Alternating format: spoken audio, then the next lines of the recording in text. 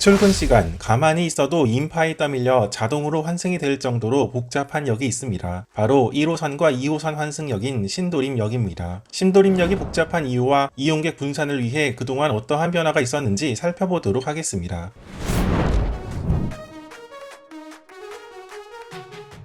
지난 2022년 지하철 일평균 승하차 인원에서 볼 수 있듯이 전국에서 계집 표기를 통과하는 승하 차량이 가장 많은 역은 강남역입니다. 그러나 지하철은 이 자체 승하 차량 말고도 환승역에 환승 인원도 있는데 이 환승 인원까지 모두 포함한다면 당연 신도림역을 따라올 역은 없을 것입니다. 2019년 기준 서울교통공사 자료에 따르면 신도림역의 하루 평균 환승 인원은 28만 명 정도로 나타났습니다. 3개의 노선이 교차하는 고속터미널, 동대문 역사문화공원역과 비교해봐도 신도림역의 환승 인원은 엄청남을 볼 수 있습니다. 신도림역의 자체 승하차 인원이 2019년 기준으로 약 12만 명 정도로 평일 기준으로 신도림역은 하루 최소 40만 명 이상이 이용한다고 볼 수 있습니다. 신도림역이 복잡한 이유는 당연하게도 혼잡 노선으로 손꼽히는 1호선 그리고 2호선의 환승역이라는 점입니다. 부천, 인천, 안양, 수원 등 서울시 외곽에서 1호선을 타고 들어와 만나게 되는 2호선 환승역이 바로 신도림역입니다. 강남이나 잠실, 홍대 입구, 신촌 등으로 향하는 손님들은 대부분 신도림역에서 환승하기 때문에 역 위치상 신도림역은 엄청난 환승 인원을 보일 수밖에 없습니다. 여기에 더해 신정지선의 이용객 역시 무시 못할 정도로 상당한 수준입니다. 이렇게 인원도 많은데 환승객이 모두 이 지하 1층 2호선 대합실로 몰리게 되어 더더욱 인파로 가득 차는 모습을 볼 수 있게 됩니다. 이 대합실은 28만 명의 환승 인원과 신도림역 출구에서 들어오는 약 10만 명의 인파까지 모두 모이는 공간으로 환승객과 신도림역 이용객이 모두 뒤엉키는 공간이라고 볼 수 있습니다. 여기서 신도림역이 더더욱 복잡하게 된 원인은 사실 대합실 구조에서도 찾아볼 수 있습니다. 신도림역은 크게 보면 1호선과 2호선이 열십자 모양으로 교차하는 환승역으로 환승 동선은 계단 2개만 이용하면 되고 걷는 거리가 그렇게 길지는 않습니다. 2호선 본선 승강장에서 대합실로 올라가는 계단도 많아 환승 동선이 다양하지만 여기서 최단 환승 동선은 이렇게 가는 방법입니다. 즉 대합실에서 2호선 승강장으로 내려가는 계단은 4곳이지만 1호선을 타고 와서 2호선으로 내려가는 환승은 바로 이 2개, 물레방면 앞쪽 계단으로 집중된다는 데 있습니다. 만약 출근 시간 2호선으로 갈아탈 때 자동 환승이 되었다면 이 2계단을 이용했을 확률이 높은 것입니다. 2호선에서 1호선으로 갈아탈 때에는 동선이 분리될 수 있지만 역 구조상 1호선에서 2호선으로 갈아탈 때에는 이 두 곳의 계단이 딱바로 보이기 때문에 대부분의 이용객은 이쪽으로 이용객이 몰릴 수밖에 없는 것입니다. 2호선 본선 승강장만 보면 섬식 승강장으로 강남이나 신촌, 양방향 모두 이 계단을 이용하게 됩니다. 이 2계단은 출근 시간대 1번 출구에서 들어오는 이용객과 1호선에서 2호선 본선 양방향으로 환승하는 인파가 모이게 됩니다. 이런 문제를 가만히 손 놓고 있을 수는 없어 그동안 혼잡 완화를 위한 많은 대책이 있었습니다. 크게 보면 2호선 승강장, 그리고 환승 통로인 대합실, 그리고 1호선 승강장에 대한 혼잡 완화 대책이 있었는데 어떤 것들이었는지 이어서 살펴보도록 하겠습니다.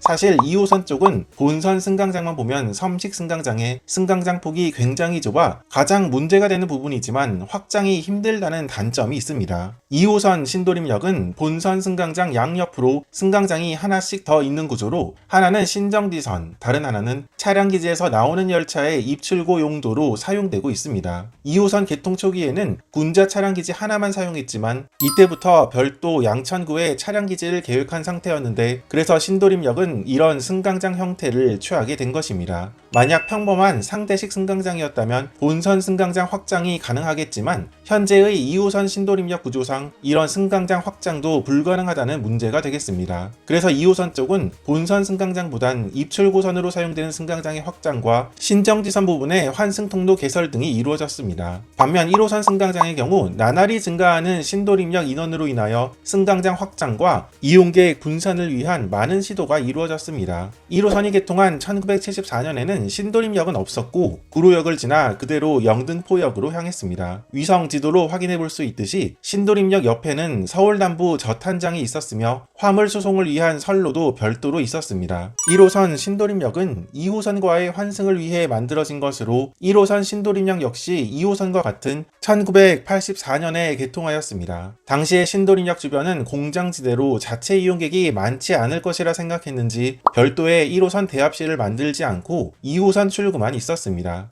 이때 1호선 역 구조를 살펴보면 지금의 위치보다 영등포역 방향으로 치우쳐져 있었음을 볼 수 있습니다. 이때는 열십자 형태가 아닌 T자 형태의 역 구조였으며 2호선 환승은 구로역 방향 맨 끝 하나만 설치하였습니다. 이런 역 구조가 더해져 이때부터 이미 신도림역은 지옥철의 대명사였다고 합니다. 1991년 영등포역에서 구로역 간 삼복선 공사와 함께 신도림역 구조가 약간 변경되었습니다. 즉 1호선 신도림역을 구로역 방향으로 옮기고 2호선으로 내려가는 계단을 하나 더 설치하여 승객 동선을 분산시킨 것입니다. 현재 1호선 신도림역을 보면 영등포역 방향으로 안 쓰는 승강장이 꽤 긴 것을 볼 수 있는데 이는 이때 1호선 신도림역 위치를 조정한 흔적입니다. 그러나 이렇게 했음에도 불구하고 엄청난 지하철 이용객으로 인해 신도림역은 여전히 복잡했고 안전사고의 위험성이 항상 존재하는 역이었습니다. 좁은 승강장으로 상당히 많은 인파가 한꺼번에 몰리는 것을 막기 위해 또 한 번 승강장을 증축하게 됩니다. 이때 만들어진 승강장이 바로 지금의 1번 타는 곳, 즉 영등포역 방향 완행열차가 정차하는 플랫폼입니다. 이 승강장을 만듦으로써 하나의 타는 곳으로 양방향 열차가 정차하지 않고 타는 곳을 분리하여 이용객을 분산시킨 것이었습니다. 이때 만든 현재의 1번 승강장은 그래서 승강장이 굉장히 넓은 편임을 확인해 볼 수 있습니다. 또 이 승강장의 특징은 다른 승강장과는 달리 구로역 방향으로 더 내려가 만들어져 있음을 볼 수 있습니다. 그 이유는 앞서 소개한 연탄 공장으로 들어가는 화물 선로가 있어서 이를 피해 승강장을 만들었기 때문입니다. 마지막으로 지하 1층 대합실의 경우는 환승 인원과 신도림역 출구로 들어오는 승하차 인원이 모두 섞인다는 문제가 있습니다. 과거와는 달리 지금은 신도림역의 자체 이용객도 상당히 많이 증가한 편입니다. 과거 연탄 공장이 있던 자리에 디큐브시티 등의 상업시설이 들어오면서 신도림역의 이용객이 증가하여 현재 신도림역의 자체 승하차 인원은 전국에서 13번째로 이용객이 많은 역에 속합니다. 그래서 이 중에서 1호선을 이용해 신도림역 출구로 나가는 이용객을 분산시키기 위해 2015년에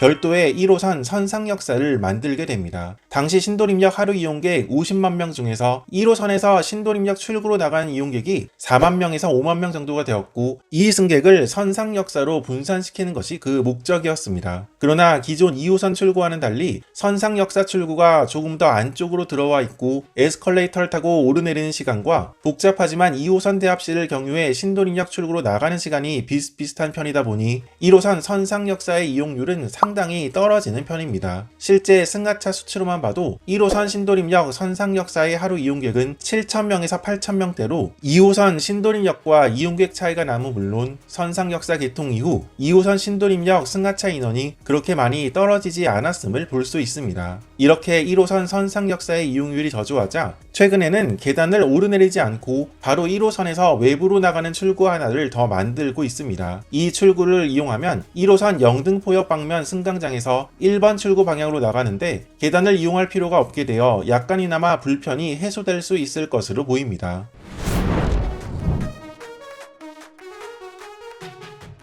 이렇게 신도림역과 관련한 여러 비밀을 소개해 보았습니다. 신도림역이 가장 이용객이 많았던 시기는 1996년 초반으로 예상해 볼 수 있습니다. 2호선 신정지선이 까치산역까지 이어진 시기였는데 이때 5호선은 방화역에서 까치산역까지만 운행했었습니다. 당연히 5호선 강서 구간의 이용객이 2호선 신정지선을 거쳐서 신도림역으로 유입되어 가뜩이나 복잡한 신도림역의 이용객이 폭증했으며 이때 신도림역은 하루 약 57만 명 정도가 이용하고 출근 시간 때 단 2시간 동안 몰린 인원은 약 8만 명 정도였다고 합니다. 이 혼잡은 5호선이 여의도역까지 개통한 그해 여름까지 계속되었습니다. 그 이후 2기 지하철의 개통, 그리고 7호선 부천, 인천 연장과 공항철도 서울역 연장, 9호선 개통 등으로 인해 인천, 부천 지역에서 1호선에만 의존해야 했던 이용객이 다른 방향으로 분산되었고 그래서 신도림역의 환승 인원 역시 조금씩은 줄어들고 있습니다. 2011년 기준으로 신도림역 평일 환승 승객은 36만 명 정도였으나 이후 계속 감소하여 2019년에는 28만 명 정도로 수치상으로 보면 크게 환승 인원이 줄어들었음을 볼 수 있습니다. 그러나 이 수치도 여전히 상당한 수치임을 알 수 있으며 여전히 여전히 전국에서 가장 복잡한 전철역이라는 명칭은 지속될 것으로 보입니다. 아침 출근 시간대 본선 승강장에서 2호선 대림 방면 열차를 이용한다면 100% 신도림역에서 앉아갈 확률은 없을 것입니다. 그러나 앉아갈 수 있는 열차들이 있는데 바로 차량기지에서 출고된 열차를 이용하는 것입니다. 이 출고 열차를 이용할 수 있는 곳이 2호선 신도림역 4번 승강장으로 차량기지에서 나온 열차라서 텅텅 빈 열차를 이용할 수 있다는 장점이 있습니다.